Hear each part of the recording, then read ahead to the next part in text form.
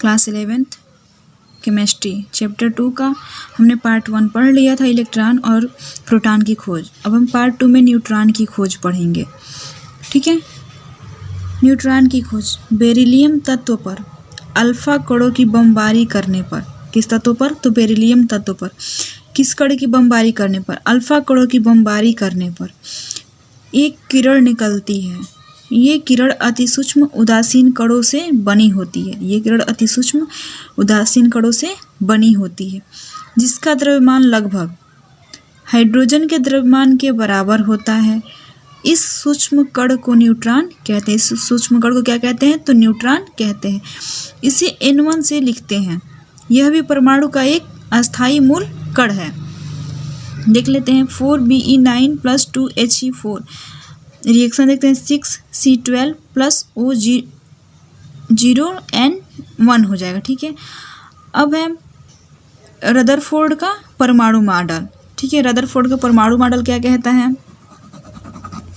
Rutherford ने alpha प्रकीर्णन प्रयोग से परमाणु का मॉडल निम्न प्रस्तुत किया है। पहला है, परमाणु अति सूक्ष्म गोलाकार विद्युत उदासीन कण है जो 2 भागों से निर्मित है। पहला है धनावेशित नाभिक, दूसरा है नाभिक के बाहर का विशाल क्षेत्र जिसमें इलेक्ट्रॉन रहते हैं। ठीक है, अब इसमें दूसरा नंबर देख लेते हैं। परमाणु का कुल धनावेश और लगभग समस्त द्रव्यमान परमाणु के केंद्र में अति सूक्ष्म भाग में संचित रहता है, जिसे परमाणु का नाभिक कहते हैं।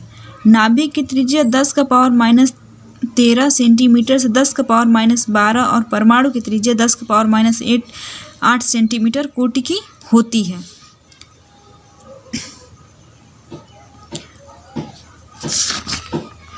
ये तीसरा नंबर है। परमाणु में इलेक्ट्रॉन धनावेशित नाभिक के चारों ओर भिन्न भिन्न कक्षाओं में घूमते रहते हैं। परमाणु में जो इलेक्ट्रॉन होते हैं वो धनावेशित नाभिक के चारों ओर भिन्न भिन्न कक्षाओं में घूमते रहते हैं। 4 नंबर देख लेते हैं हम।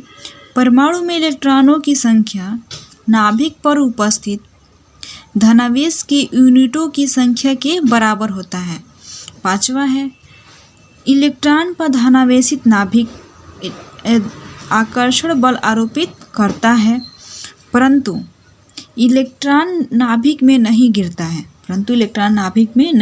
है। क्योंकि इलेक्ट्रॉनों के परिक्रमण से उत्पन्न अपकेंद्र बल आकर्षण बल को संतुलित कर देता है। रदरफोर्ड के मॉडल को ग्रहीय मॉडल भी कहते हैं। रदरफोर्ड का जो मॉडल है उसको हम लोग ग्रहीय मॉडल भी कहते हैं। अब रदरफोर्ड परमाणु मॉडल के कुछ दोष भी हैं। ठीक है, पहला दोष क्या है?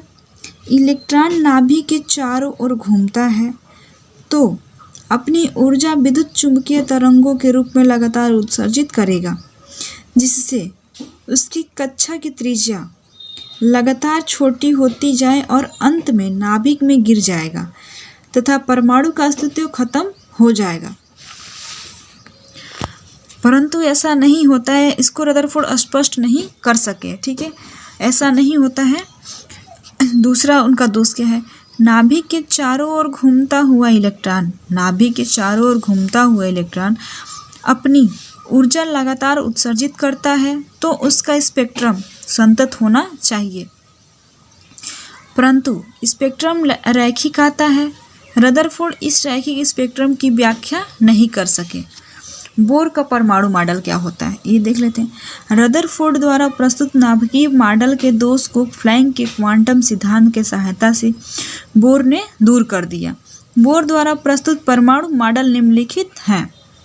पहला है, परमाणु में इलेक्ट्रॉन नाभिक के चारों ओर वृत्तीय कक्षाओं में घूमते रहते हैं। दूसरा है, परमाणु नाभिक के चारों ओर अनेक वृत्तीय कक्षाएं होती हैं, परंतु इलेक्ट्रॉन इन सभी कक्षाओं में नहीं घूमते, केवल निश्चित कक्षाओं में बिना ऊर्जा खोए घूमते रहते हैं।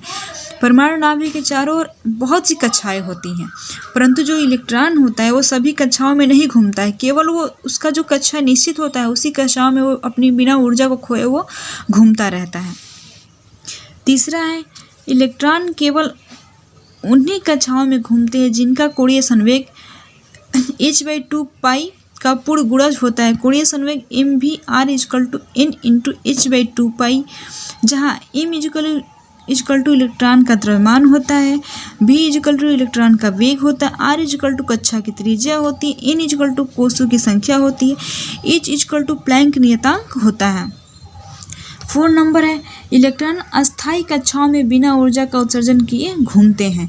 जो कक्षा उनका अस्थायी होता है यानी कि उसको उसी में घूमना होता है, वो बिना ऊर्जा उत्सर्जन किए घूमते रहते हैं। जब इलेक्ट्रॉन एक अस्थायी कक्षा से दूसरी अस्थायी कक्षा में कूदता है तो ऊर्जा का हरण क्वांटा में होता है। ऊर्जा का हरण किस में होता है? क्वांटा में होता है। यदि कोई इलेक्ट्रॉन E1 ऊर्जा के ऊर्जा स्तर से E2 ऊर्जा के ऊर्जा स्तर में कूदता है तब E2 minus E1 equal to h nu, जहाँ न्यू इजकल टू विकिरण की आवृत्ति होती है। न्यू इजकल टू क्या होती है? विकिरण की आवृत्ति होती है। अब सोमरफील्ड का सुझाव क्या है? सोमरफील्ड ने बोर के परमाणु मॉडल का विस्तार किया और सुझाव दिया कि इलेक्ट्रॉन की कक्षाएं वृत्तीय और दीर्घवृत्तीय दोनों प्रकार की होती हैं। सोमरफील्ड का जो सुझाव था, उन्होंने बोर के परमाणु मॉडल का विस्तार किया, मतलब फैलाया, और कहा कि इलेक्ट्रॉन की जो कक्षाएं होती हैं वो वृत्तीय और दीर्घवृत्तीय दोनों प्रकार की होती हैं। ठीक है।